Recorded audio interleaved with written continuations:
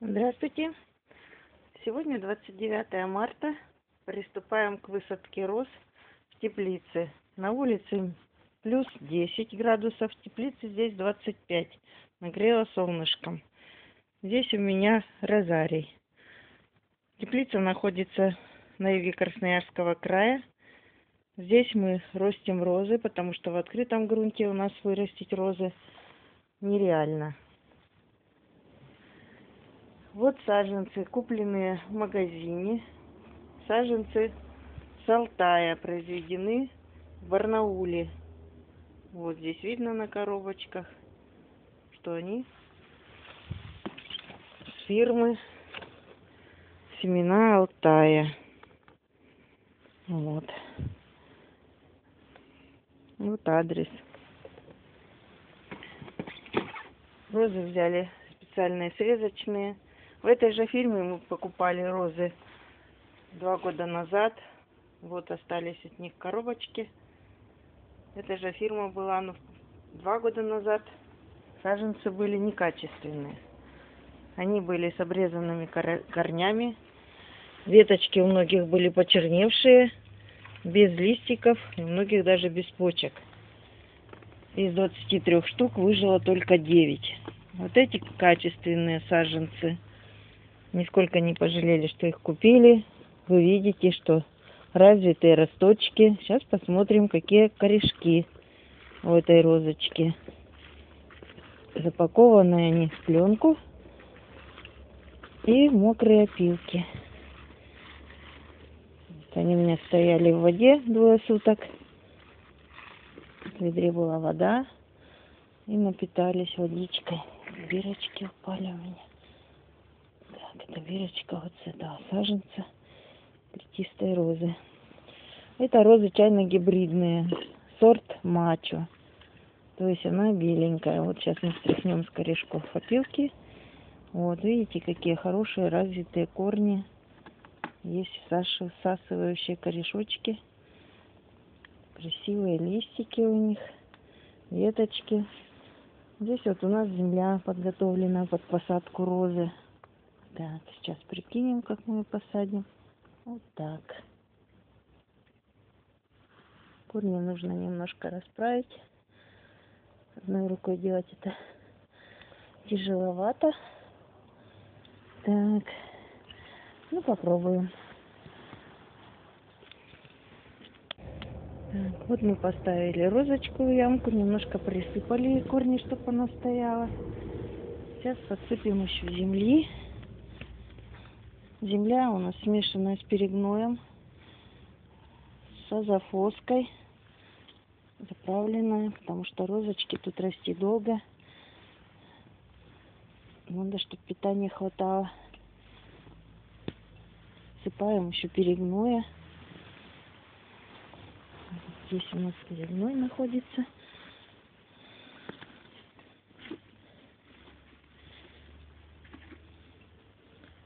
Чтобы розочке было чем питаться. Еще земли добавляем.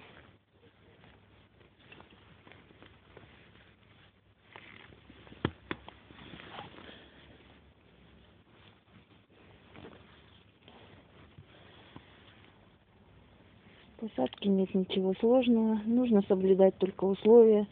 Место прививки нужно заглублять на 5 сантиметров.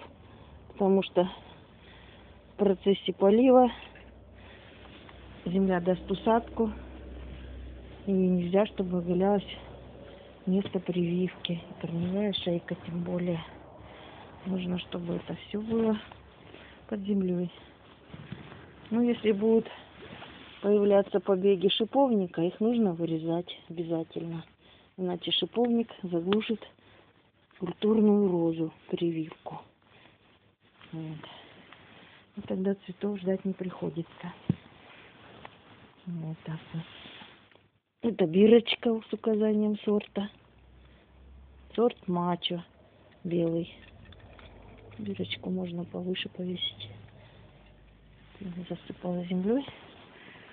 Так. Земляки еще подсыпаем. Корневую шейку закрываем. Место прививки тоже.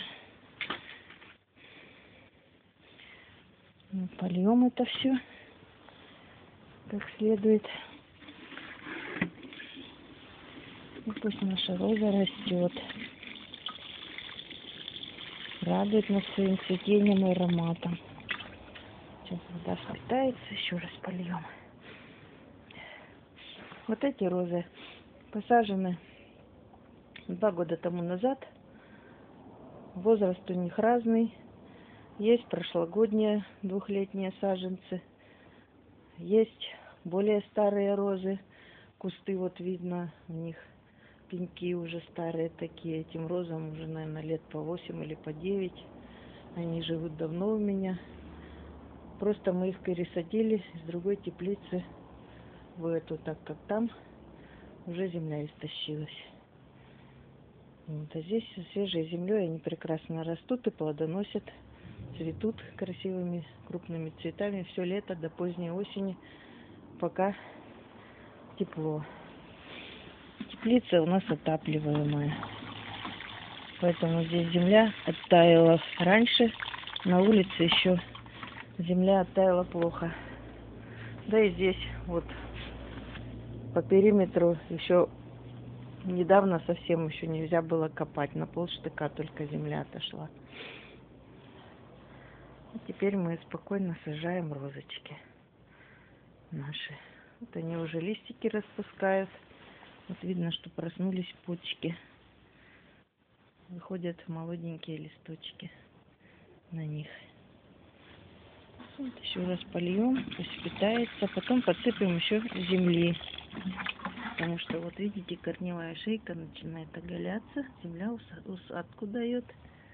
Вот видите, корешки вот эти вот тут. Чтобы вот шейка не была наружу. Мы ее сейчас еще подсыпем землей, когда впитается водичка. Чтобы хорошо приживались корешки, укреплялись, мы эти розочки накрываем колпачками, сделанными из 5-литровых бутылей. Вот такая бутыль, обрезается дно. И вот так вот ставим на розочку аккуратно, чтобы не обломать ростки. И она там как в парничке. Но крышечкой не надо закрывать.